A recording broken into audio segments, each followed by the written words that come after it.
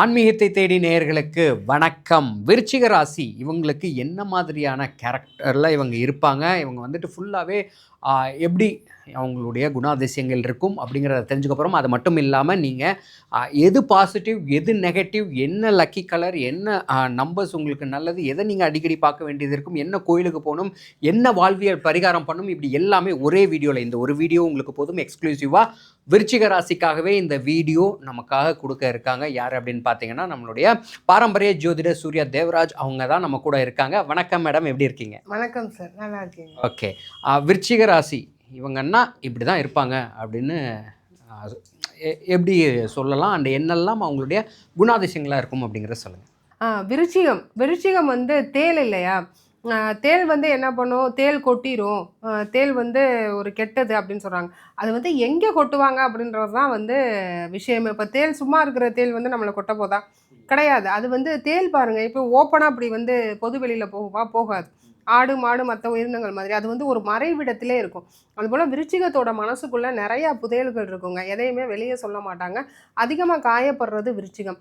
கடவுள்களின் செல்ல குழந்தைகள் அப்படின்னு விருச்சிகத்தை சொல்லலாம். ஏன் அப்படின்னு சொன்னால், ஆனால் ஏங்க நாங்களே கஷ்டப்படுறோம், கடவுளின் நீங்கள் தாங்க செல்ல பிள்ளைகள். ஏன்னா காலபுருஷனின் 8ஆம் வீடு, அதாவது தொடக்கத்தை குடிக்கிறது ஒரு வீடுனா இது வந்து இறுதி அப்படிங்கிறது கூட சொல்லிடலாம். 8 அப்படிங்கிறது நமக்கு ஒரு 10 பிள்ளை இருந்தால் அதில் ஒரு குழந்தை ஸ்பெஷல் சைல்டாக இருந்தால் நமக்கு அது மேலே கேரிங் வரும் இல்லைங்களா? அந்த கேரிங் வந்து இறைவனுக்கே விருச்சிகம் மேலே இருக்கும். ஏன்னா மனசு ஊனம் அப்படின்றவை ஓவர் சென்சிட்டிவ், த மோர் சென்சிட்டிவ். ஒன்றுமே இருக்காது உள்ள, ஒரு வெஞ்சன்ஸ் இல்லை, ஒன்றுமே இல்லை.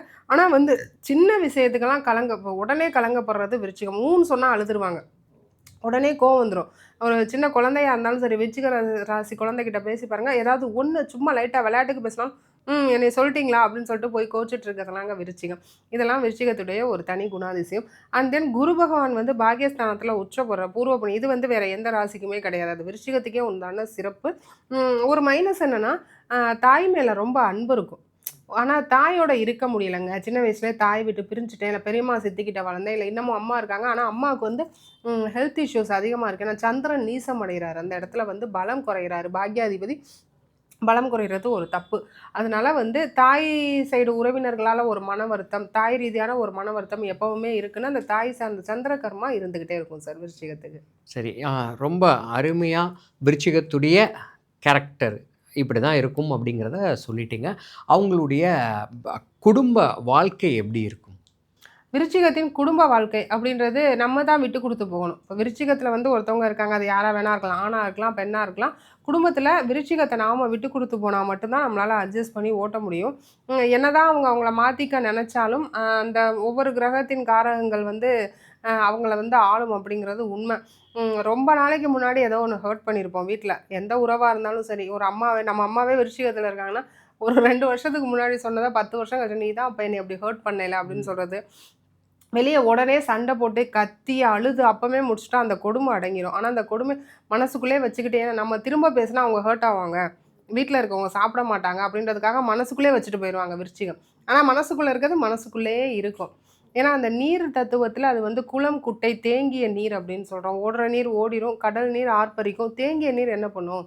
தேங்கிய நீர் தேங்கி தான் இருக்கும். அப்படின்ற மாதிரி என்னைக்கு வெளியே எடுக்கிறீங்களோ அன்னைக்கு தான் உங்களுக்கு வந்து சுபிக்ஷம்ங்க. சரி, ஓகே மேடம். அவங்களுடைய மேரேஜ் லைஃப் எப்படி இருக்கும்? ஏன்னா ஒரு ஹஸ்பண்ட் ஒய்ஃப்குள்ளே என்ன மாதிரியான ரிலேஷன்ஷிப் அவங்களுக்கு இருக்கும்? எப்படி அமைவாங்க கணவன் மனைவி அப்படிங்கிற விஷயம் எப்படி இருக்கும் அவங்களுடைய மேரேஜ் லைஃப்? விருச்சிகத்திற்கு ஒரு மைனஸ், பெரிய மைனஸே வந்து திருமண வாழ்க்கை தான். அதுவும் விருச்சிகத்தில் ஆண் பிறந்தால் மனைவியை மதிக்க தெரிய மாட்டேங்குது. மனைவிக்கு வந்து மரியாதை கொடுக்க மாட்றாங்க விருச்சிக ஆண்கள். விருச்சிக பெண்கள் வந்து, அதாவது அந்த கேரக்டர் இருக்கும், இருந்தாலும் அமைதியாக போயிடுவாங்க. அவங்க ஒரு மாதிரி அமைதியாக கன்னிங்காக ரிஃப்ளெக்ட் பண்ணுவாங்க. ஆனால் விருச்சிகத்தின் ஆண்கள் வந்து இன்னமும் நிறையா பேர் வந்து கஷ்டப்படுறத நான் பார்க்குறேன். ஏன்னா ஒரே ஒரு விஷயம், மனைவியை மதிக்க தெரியாத ஒரே விஷயத்துக்காக. அண்ட் தென் விருச்சிகத்துக்கு வந்து என்னமோ ஒன்று சொல்லுவாங்கள்ல, ஆத்திரக்காரனுக்கு புத்தி மட்டு அப்படின்ற மாதிரி இருக்கும். ஆனால் விருச்சிகத்தோட வாழ்க்கை துணை நல்ல புத்திசாலியாக, ஒரு சாணக்கியத்தனத்தோட வீட்டை வழிநடத்துறதும் சரி, வெளியே வழிநடத்துறதும் சரி, அவங்க இல்லைன்னா இவங்க இல்லை. இவங்க தான் அவங்களுடைய மாரல் சப்போர்ட்டு. அதாவது புதனின் வீடு, சரிங்களா? அப்படி இருக்கும்போது என்னென்னா, மனைவியோ கணவனோ வாழ்க்கை துணை இல்லாமல் இல்லைங்கிறது தான் உண்மை. அதை ஏற்றுக்க மறுக்கும். அதை வந்து வெளியே தெரியாது, உள்ளே அவங்களுக்கு தெரிஞ்சாலும் வெளியே சொல்ல மாட்டாங்க. வெளியே சொல்கிறது வந்து ஒரு முகஸ்துதி பாடுற மாதிரி இருக்குமோ, அதுக்கு வந்து வேலை கிடையாது. நம்ம சொல்லணும்னு அவசியம் கிடையாது. நான் தான் உனக்கு உன் மேலே அன்பாக இருக்கேனே, இது என்னத்த வெளியே டிஸ்ப்ளே பண்ணிட்டு அப்படின்றதெல்லாம் விருச்சிகம் சார். சரி, அவங்களுடைய விருச்சிக ராசிக்காரங்களுடைய கேரியர் என்ன மாதிரியா இருக்கும் பிஸ்னஸ்ஸு? அவங்களுக்கு எப்படி நல்லா சக்ஸஸ்ஃபுல்லா இருக்கணும்னா, அவங்க எந்த துறைகள்ல இருக்கலாம்? விருச்சிகத்துக்கு பொதுவாகவே பிஸ்னஸ்னா சூட் ஆகும். அடுத்தவங்க கிட்ட வேலை பார்க்குறது சுத்தர விருச்சிகத்துக்கு பிடிக்காது. ஏன் அப்படின்னா, ஒரு மேலதிகாரி இருந்து டம்ப் பண்ணிக்கிட்டே எப்போ முடிக்கிற, எப்போ முடிக்கிறேன்னு கேட்டால் வந்து டென்ஷன் ஆயிருவாங்க. இந்தா உன்னுடைய டயத்தை எடுத்துக்க அப்படின்னா ரொம்ப வேகமாக வேலை பார்க்குறதும் விருச்சிகம் தான். அதே வேலையில் வந்து கொஞ்சம் சோம்பேறி லேசியாக இருக்கிறதும் விருச்சிகம் தான்.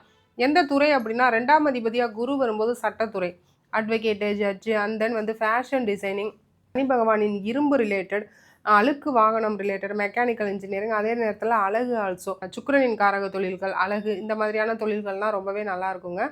ஃபேஷன், மேலாண்மை, அறிவியல், பாலிடிக்ஸ் எல்லா துறையிலும், ஏன்னா அதுக்கு சுயஜாதகம் வந்து ஹெல்ப் பண்ணணும். எந்த கிரகம் பலம் பட்டிருக்கோ, 2ஆம் அதிபதி யார், அவர் எப்படி இருக்கார், இவ்வளோ விஷயங்கள்லாம் பார்த்து தான் பண்ணணும். எந்த துறையில் இருந்தாலும் ஒரு தலைமை பண்போட விருச்சிகம் இருப்பாங்க. படிப்புன்னு பார்த்தா விருச்சிகத்துக்கு வந்து ஃபஸ்ட்டு லா டிபார்ட்மெண்ட் தான். ஏன்னா படிப்பு வந்து நம்ம 3 விதமாக பிரிப்போம். 2, 4, 5 அப்படின்னு. அதாவது 4ன்றது ஒரு கல்லூரி, 5ங்கிறது பிஜி.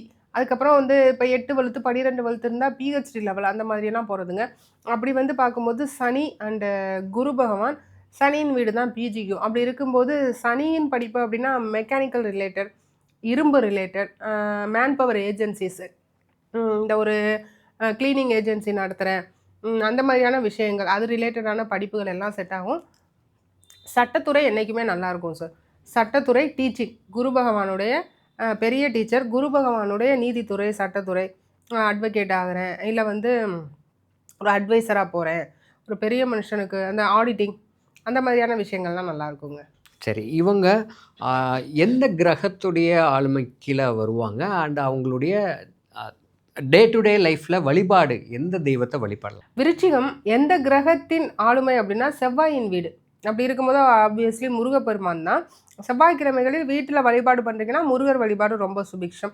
எப்படி வழிபடணும்னா ரெட் கலர் ஃப்ளவர்ஸ், செவ்வரளி, ரோஜா, இல்லைனா ரெட் கலர் தாமரை, அதுபோல் ரெட் கலர் ஃப்ளவர்ஸ் வச்சு செவ்வாய்க்கிழமை ஒரு சாம்பார் சாதம் செஞ்சு சுவாமிக்கு நைவேத்தியம் பண்ணி நாமளும் அதை சாப்பிட்டு கோவிலில் அன்னதானம், ஒரு சாம்பார் சாதம் காலையில் கொடுக்கலாம், இல்லை தொன்னையில் வச்சு ஏதோ லெமன் ரைஸோ இல்லை மற்ற புளியோதரை, இனிப்பு, அது மாதிரி அன்னதானம் தரது ஒரு எளிய வாழ்வியல் பரிகாரம் சார். நல்லாயிருக்கும். சரி மேடம், அவங்க வந்துட்டு கோவிலுக்கு போகிறது அப்படின்னா எந்த கோவிலுக்கு போனால் வெற்றி கிடைக்கும்?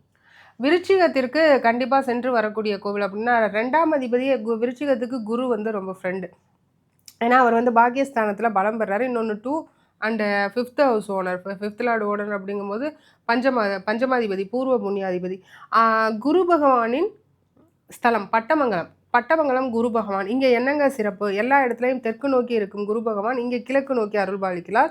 ஆலமரத்துக்கு கீழே அவருடைய சிலை இருக்கும். நம்ம வந்து சுவாமியை வந்து சுற்றும்போது ஆலமரத்தையும் சேர்த்து சுற்றுற மாதிரி இருக்கும். அது ஒரு சுபம். பட்டமங்கலம் அப்படின்னா என்னென்னா, கார்த்திகை பெண்களுக்கு பாவ விமோச்சனம் கிடைத்த இடம். அந்த இடத்துல பட்டு போனவங்க மங்களம் பெற்ற இடம். சிவபெருமானிட ஆசியோட சிவபெருமானின் காலடி அங்கே பட்டதாக ஒரு ஐதீகம்ங்க. சிவபெருமான ஆசியோட பட்டுப்போன மங்கையர்கள் திரும்ப உயிர்ப்பித்தாங்க அப்படிங்கிறது அந்த ஸ்தல வரலாறு. நவகிரக சங்கிலி இருக்கும். மூலவரின் சன்னதிக்கு முன்னே நவகிரக சங்கிலி இருக்கும். நம்ம அதை பார்த்து அதுக்கு கீழே நின்று அதை பார்த்து வேண்டுதல் வச்சுக்கிட்டா நவகிரக தோஷம் வந்து தீரும். கிரகங்களால் நமக்கு ஏற்படக்கூடிய தீமைகள் அனைத்தும் விலகும் அப்படிங்கிறது ஐதீகம் சார். சரி, இவங்களுடைய விருச்சிக ராசி அன்பர்கள் வந்துட்டு என்ன கலர், என்ன நம்பர், லக்கியான விஷயங்கள் அப்படின்னா எதை அவங்க ரெகுலராக யூஸ் பண்ணலாம்? குறிப்பாக டிபி இந்த மாதிரியான விஷயங்களுக்கெல்லாம் எதை அவங்க யூஸ் பண்ணலாம்? விருச்சிகத்துக்கு லக்கி கலர்ஸ்னால் red, black, orange and then வந்து கோல்டன் கலர்ஸ் வந்து பயன்படுத்தலாம். நம்பர்னால் 9, 9, 1, 3 இந்த நம்பர்கள் வந்து அவங்களுக்கு ரொம்ப சுபிக்ஷம்ங்க. அண்ட் தென் லக்கி சிம்பிள் அப்படின்னு சொன்னால் முருகருடைய வேல், முருகருடைய மயில், இல்லை முருகர் படம்.